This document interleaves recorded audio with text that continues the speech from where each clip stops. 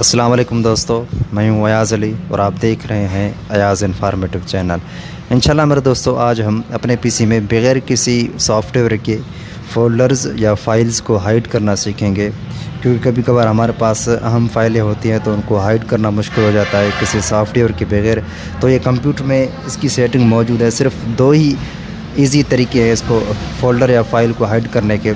तो चलिए शुरू करते हैं। सबसे पहले आप, जैसा कि ये फ़ोल्डर है, इसको हाइड करना है तो राइट क्लिक करें, उसके बाद इसकी प्रॉपर्टीज़ में जाएं। अब यहाँ पर नीचे ऑप्शन आपको ये हिडन का ऑप्शन दिख रहा होगा, इसको क्लिक करना है। उसके बाद अप्लाई,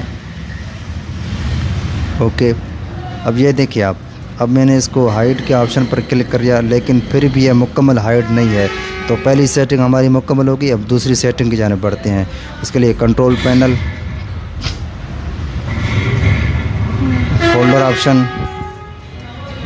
फ़ोल्डर ऑप्शन के बाद आप व्यू में जाएंगे। उसके बाद ये आप यहाँ से पढ़ें हिडन फाइल्स एंड फ़ोल्डर्स। दूसरी सेटिंग ये इसके अंदर मौजूद है।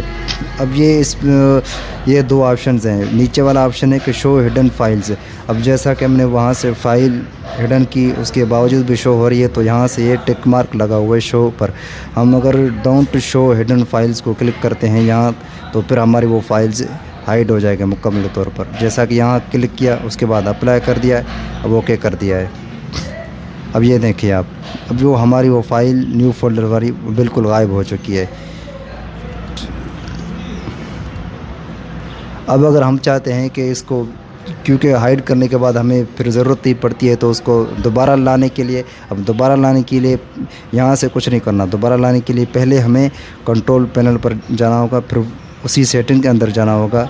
उसके बाद व्यू, अब यहाँ से जो डोंट शो था ना, दोबारा हमें शो हिडन फाइल्स पर क्लिक करना होगा। उसके बाद अप्लाई, ओके। अब यहाँ से फिर ये देखिए दोबारा वही व्यू फोल्डर का ऑप्शन आ चुका है।